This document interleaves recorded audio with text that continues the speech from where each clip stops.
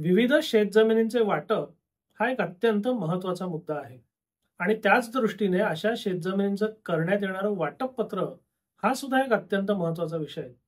तर अशा शेतजमिनींच्या वाटप पत्राबद्दल आणि त्याच्यावर आकारण्यात येणाऱ्या नोंदणी शुल्काबद्दल राज्य सरकारने नुकतीच एक सवलत जाहीर केलेली आहे. आता त्याबद्दल जे माहिती प्रसिद्ध करण्यात आली आहे त्याच्यात राज्य शासन काय म्हणतं, तर महाराष्ट्र जमीन महसूल संहिता याच्या कलम 85 अन्वये सहधारकांनी निष्पादित केलेल्या शेतजमिनीच्या वाटपाच्या सल्लेखांवर आणि कुटुंबातील सदस्यांमध्ये निष्पादित केलेल्या शेतजमिनीच्या वाटपाच्या सल्लेखांवर पुढील शर्तीस अधीन राहून कोणतेही नोंदणी शुल्क आकारले जाणार नाही. आता शर्ती कुठल्या आहेत? पहिला, जेव्हा ही अधिसूचना महाराष्ट्र शासन राजपत्र प्रसिद्ध केल्याच्या तारखेपूर्वी कोणत्याही पक्षकाराने आधीच नोंदणी शुल्क भरले असेल तर त्या बाबतीत त्याला परतावा देण्यात येणार नाही. आणि पुढे स्पष्टीकरण दिलंय की या अधिसूचनेखालील नोंदणी शुल्कातील कपातीचा लाभ महाराष्ट्र जमीन महसूल संहिता याच्या कलम 85 अन्वये शेतजमिनींच्या वाटपाच्या सल्लेखासच केवळ लागू असेल. आणि हे प्रसिद्ध कधी केलंय तर 23 जून 2025. म्हणजे 23 जून 2025 याच्या नंतर ज्या लोकांचं वाटणीपत्र नोंदणीकृत होणार आहे आणि ज्या लोकांनी याच्या अगोदरच त्याची नोंदणी फी भरलेली नाही त्यांना या सवलतीचा फायदा मिळेल आणि त्यांना कोणतीही नोंदणी फी भरायला लागणार नाही. याच्यात अजून एक महत्वाची गंमत किंवा महत्वाची शर्त म्हणजे कलम 85. म्हणजे आपल्या सगळ्यांना माहिती आहे की शेतजमिनीचं वाटप करायच्या अनेक पद्धती आहेत. त्यातली एक महत्वाची पद्धत आहे महाराष्ट्र जमीन महसूल संहिता कलम 85 अंतर्गत संबंधित अधिकाऱ्याकडे अर्ज देणं आणि त्या अर्जाच्या अनुषंगाने शेतजमिनींचं विभाजन करून घेणं आणि या शेतजमिनींच्या विभाजनाच्या आधारे पुढे वाटणीपत्र नोंदणीकृत करता येतं.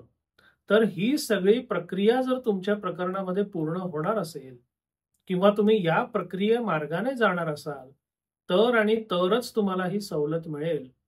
समजा तुम्ही कलम 85 अंतर्गतची प्रक्रिया करणारच नसाल, तुम्ही सगळे सहधारक आपसात ठरवून थेट वाटपपत्राची नोंदणी करणार असाल तर अशा बाबतीत तुम्हाला कोणतीही सवलत लागू होणार नाही.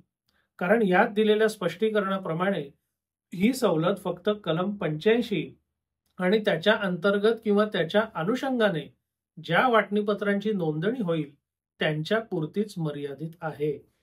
आता माझं वैयक्तिक मत याच्याबद्दल विचाराल तर ही 50% सुधारणा अगदी चांगली आहे.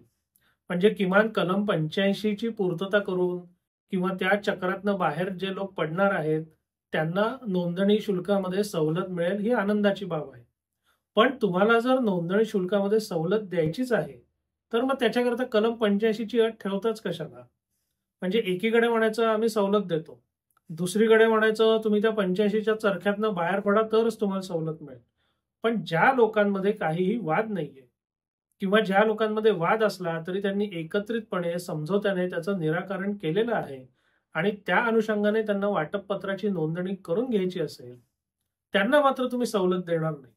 असा दुजाभाव कशा करता? म्हणजे महसुली अधिकारी आणि त्या अनुषंगाने सगळी जी दुकानदारी चालते त्या दुकानदारीतनं जे लोक पार पडतील त्यांनाच आम्ही सवलत देणार, पण ती दुकानदारी वगळून जे थेट आमच्याकडे येतील त्यांना मात्र आम्ही सवलत देणार नाही. माझ्या मते असा दुजाभाव करणं योग्य नाही. शासनाने जी सवलत दिली ती काय आपण ज्याला म्हणतो ती आनंदाने आपण स्वीकारलीच पाहिजे किंवा त्याचा आनंद केलाच पाहिजे. पण सवलत देताना ती सढळ हाताने सगळ्यांना द्या ना.